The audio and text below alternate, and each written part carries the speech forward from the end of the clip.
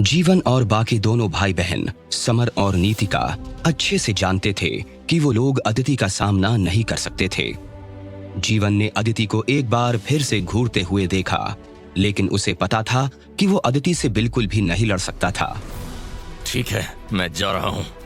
तुम्हारे लिए यही ठीक होगा जीवन। जीवन ने जाने से पहले एक बार आदित्य की तरफ देखा, जो फर्श पर पड़ा हुआ था। जीवन ने वहां से जाने से पहले वहां पड़ी टेबल को जोर से गुस्से में लात मारी। फिर जीवन चुपचाप वहां से निकल गया। समर और नीतिका वहीं खड़े थे और अदिति को घूर रहे थे। तुम दोनों को अब अलग से बोलना पड़ेगा क्या? निकलो यहाँ से। समर और नीतिका भी वहां से चले गए। उन सभी के वहां से चले जाने के बाद अदिति अधमरे आदित्य के पास आकर दुबक कर बैठ गई और उसके चेहरे को देखने लग गई, जिस पर बहुत सी चोटें लगी हुई थीं। अचानक अदिति ने आसमान की तरफ देखा और अपनी आंखें बंद कर लीं। जब उसने अपनी आंखें खोलीं तो उसकी नीली आंखें अजीब ढंग से चमक रही थीं। ये मेरा ऑर्डर है कि सब यहाँ से चले जाएं, और वो भी अभी। उसने अपने आसपास नजर डाली और वहां छुपे हुए सब लोगों ने वो जगह छोड़ दी और वहां से चले गए। अब इस जगह पर सिवाय अदिति और उसके जुड़वा भाई आदित्य के अलावा और कोई भी नहीं था। अब हम दोनों बराबर हैं। आदित्य दर्द से कराह रहा था। अदिति ने अपने बैग से एक ग्लास ट्यूब निकाली, जिसके अंदर हरे रंग का एक लिक्विड था। अदिति ने आदित्य का सिर अपनी गोद में रखकर उसका मुंह हल्के से खोला और उसमें वो हरे रंग का लिक्विड डाल दिया। वो लिक्विड शायद कोई दवा थी। जैसे ही वो दवा आदित्य के मुंह में गई, उसी वक्त आदित्य की चोटें धीरे धीरे ठीक होने लग गईं। 1 मिनट के अंदर ही आदित्य अधमरी सिचुएशन से ठीक होकर पहले जैसा हो गया। आदित्य खांसते हुए आंखें खोलकर अदिति की तरफ देखने लग गया। तुम? आदित्य ने जैसे ही अदिति को देखा, वो जल्दी से बैठ गया। अदिति के चेहरे पर इस टाइम किसी तरह का कोई भी इमोशन नहीं था। इसमें हमें बराबर होना चाहिए, समझे? ये बोलकर अदिति खड़ी हो गई। आदित्य ने खुद को हाथ लगाया। वो अपनी चोटों को छूकर देखने लगा, जिनका अब कोई भी निशान बाकी नहीं था। मेरी सब चोटें चली गईं। क्या इसने मुझे किसी दवा की कोई खुराक दी थी? आदित्य खुशी से अपने चेहरे को बार बार छू रहा था। उसकी त्वचा फिर से बहुत सॉफ्ट बन चुकी थी।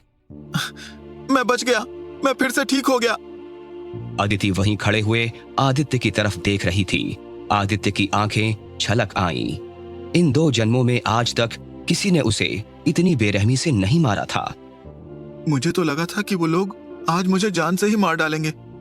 अब तो ऐसा लग रहा है जैसे मुझ में कोई भी पावर बची ही नहीं है। उसकी आंखों से आंसू बहने लग गए। अचानक आदित्य को कुछ याद आया। ओह शिट, मैंने वो अपनी स्पेशल चमत्कारी आंखें क्यों नहीं इस्तेमाल की?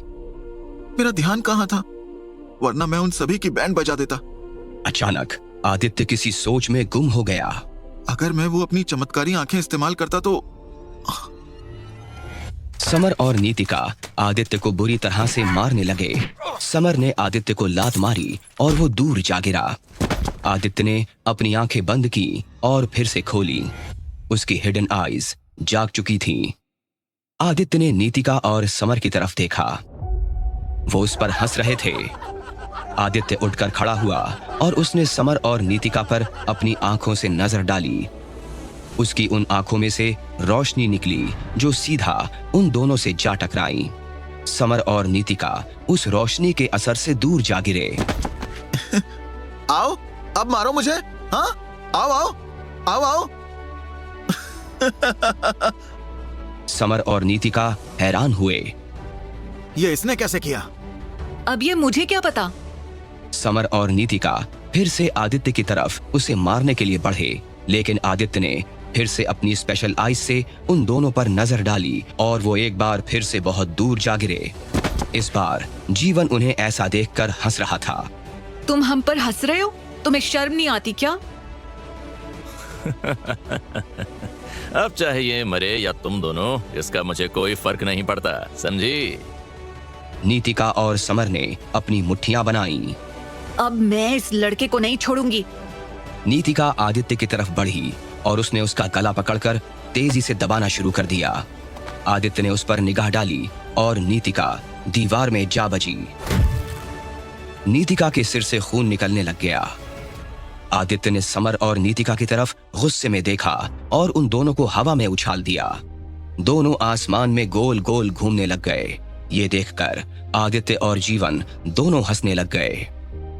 हाँ अब तुम दोनों ऐसे ही घूमते रहो। इन दोनों को नीचे मत उतारना।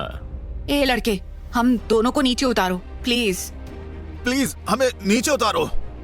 पहले प्रॉमिस करो कि तुम मुझे अब नहीं मारोगे। हाँ, नहीं मारेंगे। हम तीनों यहाँ से अभी चले जाएंगे। आदित्य ने अपनी आंखें बंद की और उसकी स्पेशल आईज में से रोशनी निकलनी बंद हो गई और समर और नीतिका दोनों फर्श पर आ गिरे। उसके बाद वो दोनों वहां से भाग गए। जीवन भी वहां से चला गया। आदित्य जोर जोर से हंसने लग गया। आदित्य हंसता ही जा रहा था कि उसका कंधा किसी ने झकझोर दिया। आदित्य उसी टाइम चुप हो गया और उसने अपने आसपास देखा। तो मैं ये सपना ले रहा था। अरे हाँ, मैंने तो अपनी आंखें इस्तेमाल ही नहीं की। ये सोचकर आदित्य उदास हो गया। कहाँ खो गए हो? तुम ठीक तो हो ना? जी मैं ठीक हूँ। आदित्य को ये बुरा लग रहा था कि उसने अपनी आंखों को यूज नहीं किया, लेकिन फिर उसे अचानक कुछ याद आया। अच्छा हुआ कि मैंने अपनी स्पेशल आइज इस्तेमाल ही नहीं की। मुझे उन्हें अभी ठीक से यूज ही करना कहाँ आता है। मेरी इन्हें यूज करने की मास्टरी ही कहाँ है। और फिर उन दोनों ने मुझे इतनी जल्दी और तेज मार, मेरा तो दिमाग ही काम करना बंद हो गया था। तभी उसने देखा कि अदिति वहां से जा रही थी। आदित्य का ध्यान एकदम से अदिति पर गया और वो उसके पीछे चल पड़ा। उसके कदमों की आवाज सुनकर अदिति ने घूम कर देखा। व्हाट? तुम मेरे पीछे पीछे क्यों आ रहे हो? एक मिनट रुको जरा अदिति, मैं तो यहाँ तुम्हें कुछ देने के लिए आया था, तो जाने से पहले वो ले लो। अब तो आदित्य भी यहाँ इस जगह पर 1 मिनट के लिए भी नहीं रुकना चाहता था। अब मैं भी यहाँ नहीं रुकना चाहता। अब अपने कोर्टयार्ड में जाऊंगा और आराम से उन तीनों से बदला लेने का प्लान बनाऊंगा। अब तुम क्या सोचने लगे? अब दो जो भी मुझे देने आए थे।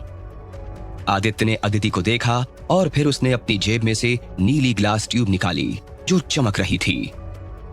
अदिति ने उस ग्लास ट्यूब की तरफ हैरानी से देखा। ये क्या है?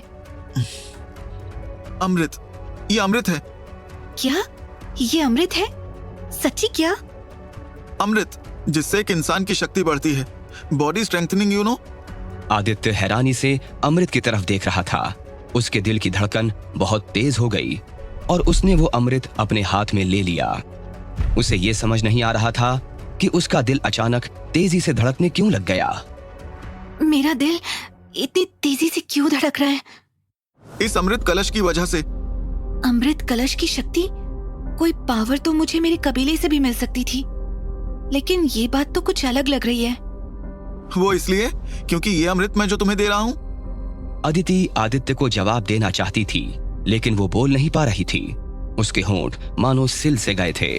वो अमृत को हैरानी से देख रही थी। मैं कुछ भी बोल क्यों नहीं पा रही? मैं इस आदित्य से कुछ पूछना चाहती हूँ, लेकिन अदिति को ऐसा लग रहा था जैसे उसके गले में कुछ अटक गया था जो उसे बोलने नहीं दे रहा था। ये मुझे स्पेशली ये अमृत देने आया, और अगर ये कहीं मर जाता तो? उन दोनों ने तो इसे मार ही डाला था।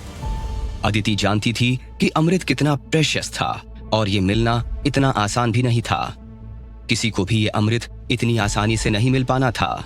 उसके भाई बहनों को भी ऐसी अमृत ढूंढने के लिए कई लोग लगाने पड़ जाते। लेकिन ये मुझसे कमजोर है और फिर भी ये मुझे अमृत दे रहा है, लेकिन क्यों? अदिति का दिल जोरों से धड़क रहा था और वो उसे थामने की नाकाम कोशिश कर रही थी। ये मुझे क्या हो रहा है? कुछ भी समझ नहीं आ रहा। अब इसे ले भी लो, मना मत करना अदिति। मुझे कुछ भी नहीं आता, इसलिए ये मेरे किसी भी काम का नहीं है। तुम इसे ले लो और खूब पावरफुल बन जाओ। आदित्य अदिति की तरफ देख रहा था। ये ना जाने क्या सोच रही है। इसके फेस पर कोई एक्सप्रेशन ही नहीं है, तो क्या समझूं? इसे पारसमणि पसंद आई भी या नहीं? आदित्य ने पारसमणि जल्दी से अदिति के हाथ में पकड़ा दी। अब मुझे यहाँ से जाना होगा, वरना अगर अब किसी ने मुझे हाथ भी लगाने की कोशिश भी की तो मैं अपनी स्पेशल आइज का यूज करने से खुद को रोक नहीं पाऊंगा। क्या अदिति आदित्य से अमृत लेगी